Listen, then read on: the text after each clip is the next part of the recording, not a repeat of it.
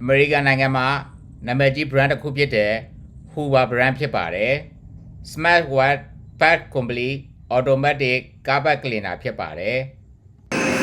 လက်စင်းနဲ့သုံးရတဲ့စက်ပစ္စည်းတစ်မျိုးဖြစ်ပြီးရှေ့ကိုတိုးမယ်ဆိုလို့ရှိရင်ထည့်ထားတော့ရေနဲ့ဆေးရည်များထွက်ပြီး brush ကနေပြီးတော့လျှော်ပေးနေခြင်းဖြစ်ပါတယ်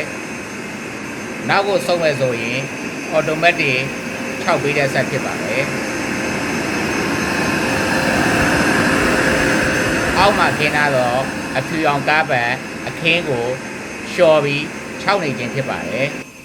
ယခုမြင်နေရတော့အနေရောင်ခလုတ်ကိုဖိပြီးနေမယ်ဆိုရင်ဆက်နိုးသွားမှာဖြစ်ပြီးယခုမြင်နေရတော့အဖြူရောင်ခလုတ်ကိုဖိပြီးနေလိုက်တဲ့အခါလက်ကင်ကိုအောက်ကိုနှိပ်ချလိုက်တဲ့အခါကျမှအရှိကိုသွားလို့ရမှာဖြစ်ပါတယ်အရှိကိုသွားနေတဲ့အချိန်မှာ watch ဆိုတဲ့စကားလုံးပြနေမှာဖြစ်ပြီးအဲ့လိုပြနေခြင်းဟာအခင်းကိုချော်နေတဲ့အချိန်ဖြစ်ပြီးနောက်ကိုပြန်ဆုံးမယ်ဆိုရင် right ဆိုတဲ့စကားလုံးပြနေမှာဖြစ်ပြီးအဲ့ဒါဟာအခင်းကိုခြောက်နေခြင်းဖြစ်ပါတယ်နေရာခလုတ်လေးကိုဖိပြီးနေလိုက်လို့ရှိရင်ဆက်ရက်သွားမှာဖြစ်ပါတယ်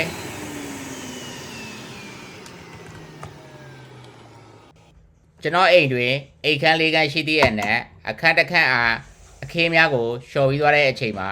မြင်တွေ့ရတဲ့အညစ်အကြေးများဖြစ်ပါတယ်အခင်းကိုလျှော်ပြီးသွားတဲ့အချိန်မှာစက်ကအော်တိုဆုပ်ပေးတဲ့အညစ်အကြေးအရည်များဖြစ်ပါတယ်အိမ်ခန်းတစ်ခန်းအတွင်းရှိကားပတ်ခင်းထားသောအခင်းအားလျှော်ပြီးခြောက်ပြီးသွားတဲ့အချိန်မှာထွက်ရှိလာသောအညစ်အကြေးရည်များဖြစ်ပါတယ်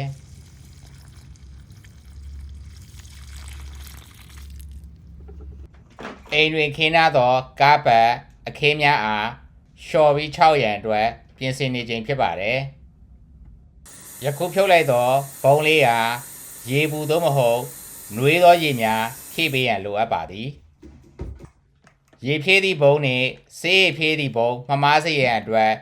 အဖုံးရဲ့အပေါ်တွင်ဝါတာဆိုသောစာလဲပြထားပါသည်ရေဖြည့်ပြီးသွားသည့်အခါသတ်မှတ်ထားသောနေရာတွင်ရေပုံးအားပြန်တက်ဆင်ပေးရမည်ဖြစ်ပါသည်ကားပတ်အောက်တွင်ခင်းထားသောအခင်းအားလျှော်ရန်အတွက်ဆေးရည်ဖြစ်ပါသည်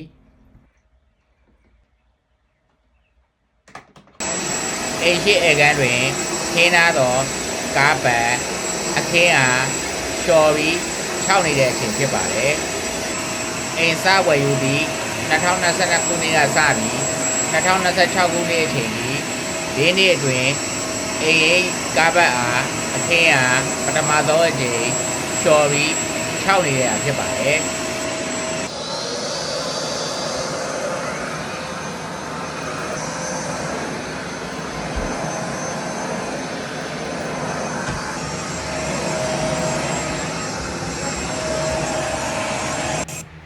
လေကားတွင်တန်ရှင်းအလုပ်ရန်စက်ကြီးနှင့်အဆင်မပြေသည့်အတွက်ဝယ်သည့်အချိန်တုန်းကပါလာသောလက်ကင်လျှော်တဲ့ဆက်သေးသေးလေးဖြစ်ပါတယ်ဆက်လေးရာသုံးပြရန်အတွက်ပြင်ဆင်နေတာဖြစ်ပါတယ်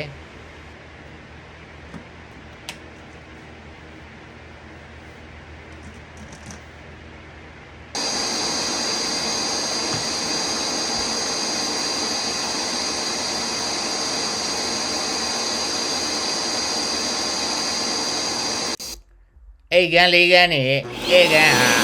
လျှော်ပြီးခြောက်ပြီးသွားတဲ့အချိန်မှာနောက်ထပ်လှုပ်เสียတစ်ခုရှိပါသေးတယ်အဲ့ဒါကတော့ခြောက်တဲ့တီးတန့်ခလုံးတစ်ခုပါရှိပြီးအိတ်ကန်း၄ကန်းနဲ့ဧကန်ဟာလျှော်ပြီးခြောက်ပြီးသွားတဲ့အချိန်မှာနောက်တစ်ခါခြောက်တဲ့ဆက်နဲ့တီးတန့်ကြန့်ရှိနေသောရေများကို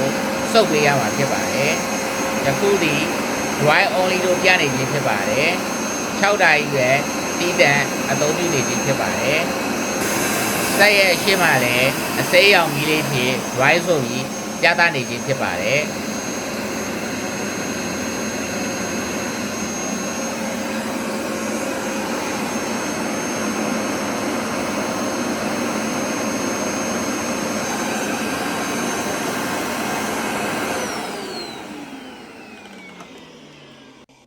ခင်းထားသောအခင်းများကားပတ်များကိုတန်ရှင်းပြုလုပ်သွားပြီးသည့်အချိန်တွင်လည်းဆက်ကိုတစားချင်းစီဖြုတ်ပြီးဆေးကြော်တန်ရှင်းပြုလုပ်ပေးဖို့လိုအပ်ပါတယ် ခင်းနာသောအခင်းများကိုတစ်နေ့ကိုတစ်ကြိမ်ဖြစ်စေနှစ်ကြိမ်ဖြစ်စေပြုလုပ်ပေးလျင်အကောင်းဆုံးဖြစ်ပါတယ်မိတ်ဆွေတို့ယခုမြင်တွေ့နေရတဲ့အတိုင်းညစ်ပတ်သောအခြေအနေဖြစ်ပါတယ်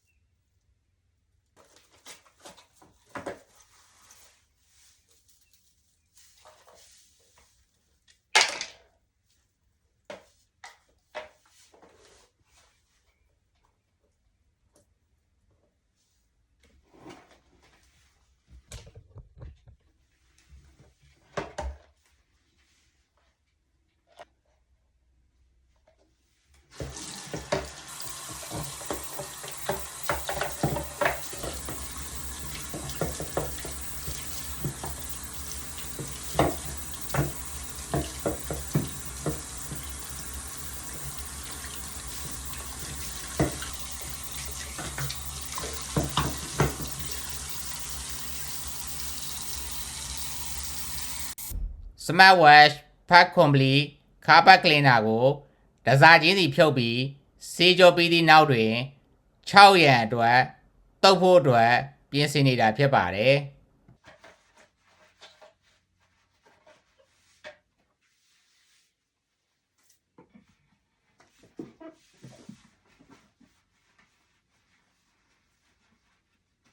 ဆက်ကိုတစားချင်းစီဖြုတ်ပြီးဆေးပြီးသွားသည့်နောက်တွင်6အောင်တုပ်ပြီးပြန်လည်တက်ဆင်ထားသောအခြေအနေတစ်ခုဖြစ်ပါတယ်။သုံးရတာလည်းအရန်ကိုလွယ်ကူပြီးတန်ရှင်းရေးလုပ်တဲ့အခါမှာလည်းအခြေကိုတတ်တာစေပါတယ်။မိတ်ဆွေတို့အနေနဲ့မိမိတို့ရဲ့နေများတွင်ကားပတ်များကိုတန်ရှင်းရေးပြုလုပ်သည့်အခါအမေရိကန်နိုင်ငံမှာနာမည်ကြီး brand တစ်ခုဖြစ်တဲ့ Hoover brand ကိုဝယ်ပါလို့အကြံပြုပြောကြားလိုပါတယ်။